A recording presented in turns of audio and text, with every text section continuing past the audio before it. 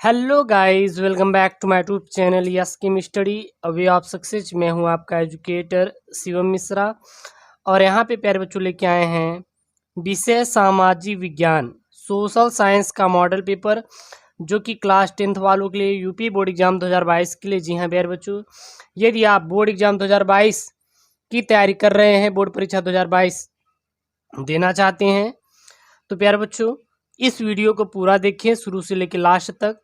और इसकी जो पीडीएफ है, अपने Telegram channel yes key study पे भेज देंगे। लिंक डिस्क्रिप्शन बॉक्स के अंदर दिया है, जाके टेलीग्राम चैनल को सब्सक्राइब कर लीजिए। वहाँ पे फ्री में प्यारे बच्चों नोट्स पीडीएफ आपको मिलती रहती हैं, ठीक है। तो यहाँ पे प्यारे बच्चों सामाजिक विज्ञान का मॉडल पेपर है, पूरा 70 नंबर का आपका पूर्णांक रहेगा। जी हाँ, कितने अंक का रहेगा? तो 70 अंक का आपका पूरा प्यारे बच्चों पूर्णांक रहेगा। समय आपको कितना दिया जाएगा? समय 3 घंटे 15 मिनट का आपको समय दिया जाएगा। जो 15 मिनट आपको दिया जाएगा, नोट देखिए, प्रारंभ में 15 मिनट परीक्षार्थियों को प्रश्न पत्र पढ़ने के लिए निर्धारित दिए रहेंगे, ठीक है ना। निर्धारित है कि आप 15 मिनट आराम से प्रश्न पत्र को पढ़िए और आराम से सॉल्व कीजिए, किसी चीज की बिना टेंशन लिए हुए। यह प्रश्न पत्र 2 खंडों खंड क और खंड ख में विभाजित है। यह प्रश्न पत्र कितने खंडों में? खंड क और खंड ख। और प्रत्येक खंड के सभी प्रश्न एक साथ हल करना आवश्यक है। प्रत्येक खंड का उत्तर नए पृष्ठ से प्रारंभ करें। ये नहीं कि जो खंड क का रहेगा वहीं से खंड ख का उत्तर शुरू कर देंगे। हर एक प्रश्न का उत्तर प्यारे बच्चों एक नया पृष्ठ आप लेंगे, चाहे बी सी कॉपी जो भी रहे आप भर दीजिए, कोई दिक्कत नहीं, आपको मिलेगा। प्रत्येक प्रश्न के लिए निर्धारित अंक उसके सामने लिखे रहेंगे। प्रश्न पत्र में चार प्रश्न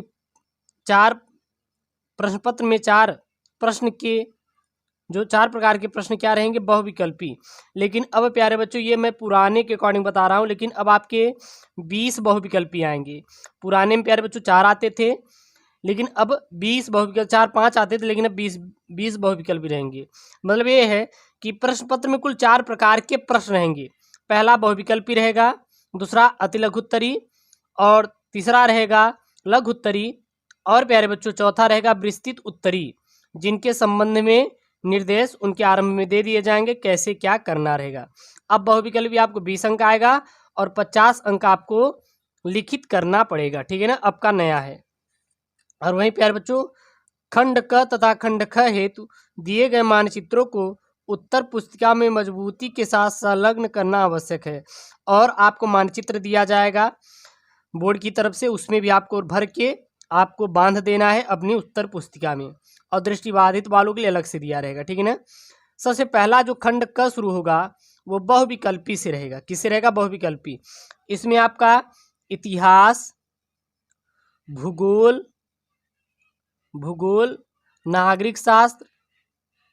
नागरिक शास्त्र और अर्थशास्त्र, सभी प्यारे बच्चों पूरे सब्जेक्ट के प्रश्न रहेंगे, ठीक है ना। फ्रांस की क्रांति कब हुई थी? सबसे पहला प्रश्न है, फ्रांस की क्रांति कब हुई थी? और हाँ, इसका आपको सॉल्यूशन चाहिए, तो कमेंट कर दीजिए, मैं इसका पूरा सॉल्यूशन आपको प्रोवाइड कर दूंगा। इसका आपको क्या चाहिए? सॉल्यूशन चाहिए, तो आप कमेंट कर दीजिएगा कि सर मुझे सॉल्यूशन चाहिए। तो फ्रांस की क्रांति कब हुई थी बच्चों? देखिए यहाँ पे 4 ऑप्शन दिया गया है ना। सन 1757 ईस्वी में फ्रांस की क्रांति हुई थी, या सन 1756 ईस्वी में हुई थी, या सन 1776 ईस्वी में, या सन 1789 ईस्वी में। तो फ्रांस की क्रांति कब हुई थी? आपको सही ऑप्शन लगाना होगा। अगला है, निम्नलिखित में राज्य सूची का विषय है। जो राज्य सूची का विषय क्या है? स्वास्थ्य, हेल्थ, वन, रेल या फिर शिक्षा। अगला है, चौरी चौरा में हिंसात्मक घटना हुई थी, कब हुई थी? 5 फरवरी 1922 को, 8 नवंबर 1924 को, 10 फरवरी 1927 को, 9 अप्रैल 1930 ईस्वी को। देखिए इसमें पूरा 100% सिलेबस मैंने लिया है, इसमें 30% कटौती आपको कर लेना है।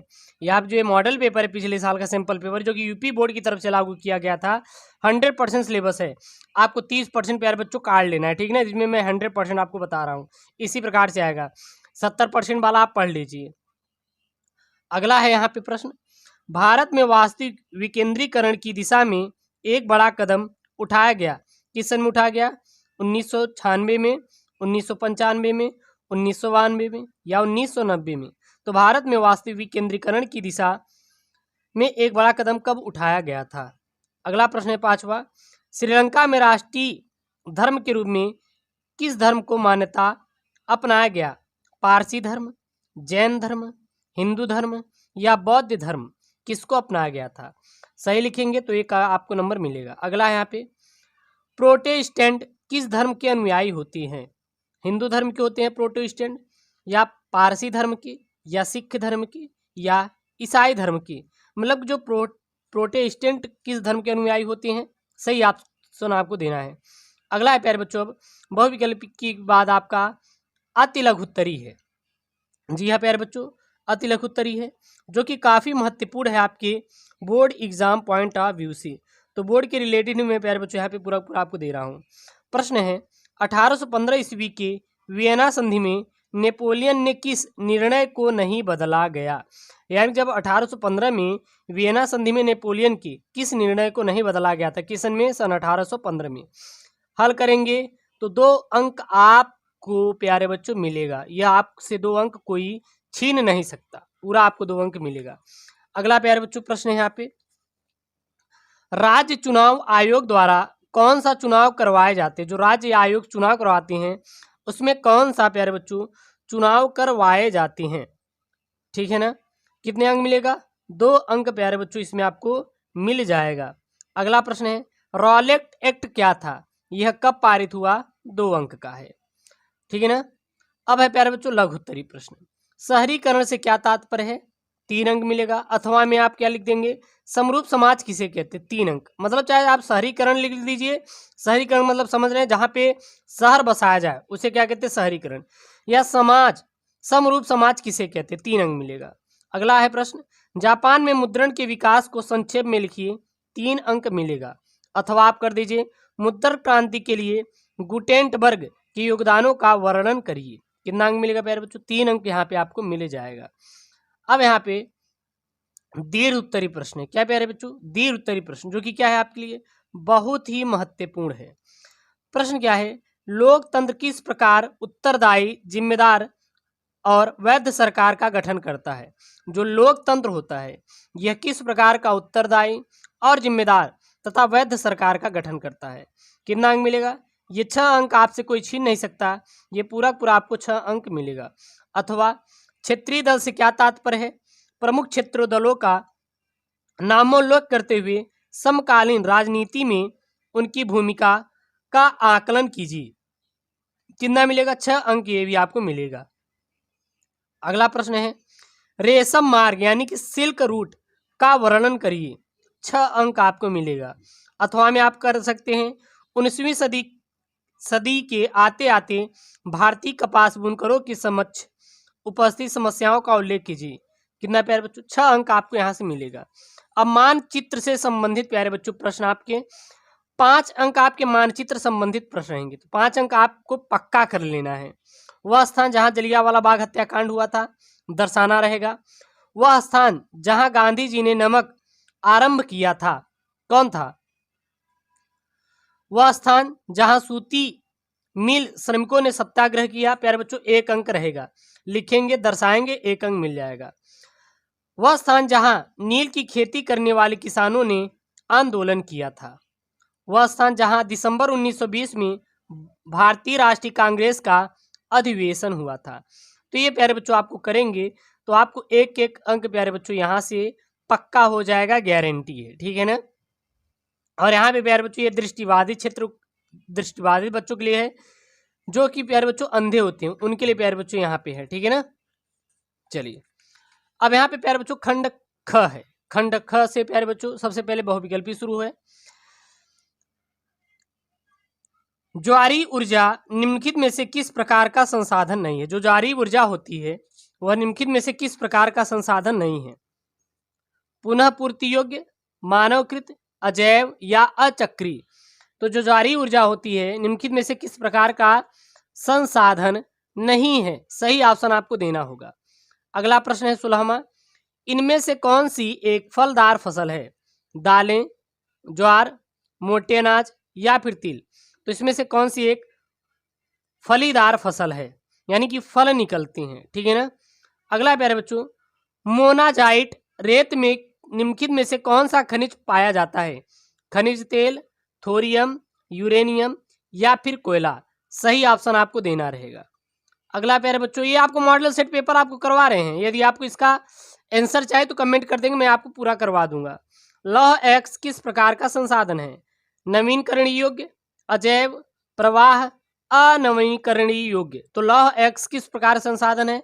तो यह प्यारे बच्चों इसको पुनः बनाया जा सकता है, यानी कि नवीकरण योग्य संसाधन है लौह एक्स। अगला है हॉलमार्क क्या है? जो हॉलमार्क लगाए जाते हैं, ISI मार्क, वो कहाँ भी लगाए जाते हैं? खाद्य वस्तु की गुणवत्ता के लिए हॉलमार्क, धातु की शुद्धता के लिए, आभूषणों की गुणवत्ता के लिए हॉलमार्क लगाया जाता है, या फिर उपरोक्त में से सभी।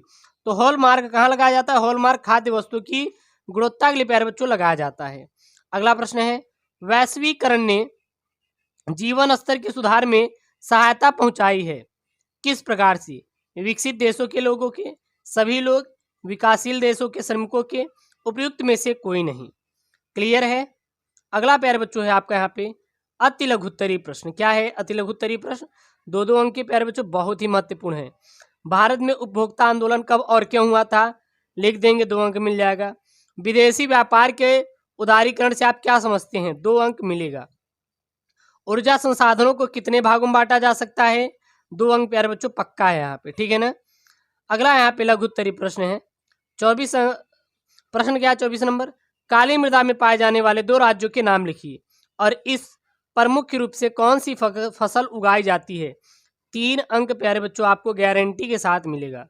अथवा भारत की खाद्य फसल का नाम लिखिए तथा उसके 2 उत्पादक राज्यों का नाम लिखिए। कितने अंक है प्यारे बच्चों? 3 अंक का यह आपको मिलेगा। अगला प्रश्न है यहाँ पे, वर्ष 1973 से 1974 और 2013 से 2014 के बीच 40 वर्षों में सबसे अधिक वृद्धि किस क्षेत्र में हुई? इसके 2 कारण लिखिए। 3 अंक का है। या फिर धारणीयता का विषय विकास के लिए क्यों महत्वपूर्ण है? प्यारे बच्चों 3 अंक का ये आपका प्रश्न दिया गया है। अब यहाँ पे है दीर्घोत्तरीय प्रश्न है और जो कि आपके लिए क्या है प्यारे बच्चों, काफी महत्वपूर्ण है। प्रश्न क्या है यहाँ पे, मनरेगा 2005 के उद्देश्यों की व्याख्या कीजिए। 6 अंक का। मनरेगा आप जानते होंगे मनरेगा क्या होता है, जिसमें सरकार 180 दिन का जॉब देती है लोगों को। अथवा भारत सरकार द्वारा विदेश व्यापार एवं निवेश पर अवरोधक लगाने के क्या कारण है? इन अवरोधक को सरकार क्यों हटाना चाहती है? अब प्यारे बच्चों अगला 6 अंक का प्रश्न है यहाँ पे, जूट मिले हुगली नदी के किनारे पर क्यों संकेंद्रित हैं और किन्हीं 4 कारणों को लिखिए। 6 अंक का है। या फिर भारत में विभिन्न प्रकार की सड़कों का वर्णन कीजिए। 6 अंक आपको मिलेगा। अब मानचित्र संबंधित भूगोल से प्रश्न, कहाँ से प्यारे बच्चों?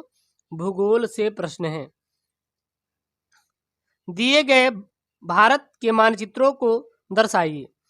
भाखड़ा नांगल बांध परियोजना दर्शाना है, कावेरी नदी चिन्ह द्वारा दर्शाना है, लौह तथा इस्पात संयंत्र चिन्ह द्वारा दर्शाना है, ऊनी वस्त्र उद्योग चिन्ह द्वारा दर्शाना है और भारत में पश्चिम तट पर स्थित बंदरगाह इस चिन्ह द्वारा आपको दर्शाना है, जो कि 5 अंक, यानी कुल आपको देखेंगे तो मैप से 10 अंक का प्यारे बच्चों आपका प्रश्न पूछ लेता है। तो मैप तो आप कंप्लीट ही कर लीजिए। बाकी प्यारे बच्चों सामाजिक विज्ञान का इसका मैं सोल्यूशन आप चाहते तो इसका मैं सॉल्व करके आपको दे दूंगा और जो नेक्स्ट मॉडल पेपर आएंगे वो भी सोल्यूशन के साथ आपको प्रोवाइड करेंगे। हो सकता है एक आध 2 सेट और आपको दिखा देंगे, आपको लग रहा है तो आप सॉल्व कर लीजिए और इसका मैं PDF हमने टेलीग्राम चैनल SKM स्टडी पे भेज दूंगा, जाके वहाँ से आप डाउनलोड कर लीजिए, लिंक डिस्क्रिप्शन के अंदर दिया गया है। ऐसे वीडियो चाहे तो चैनल को जरूर सब्सक्राइब करें। ओके दोस्तों, थैंक यू, जय हिंद।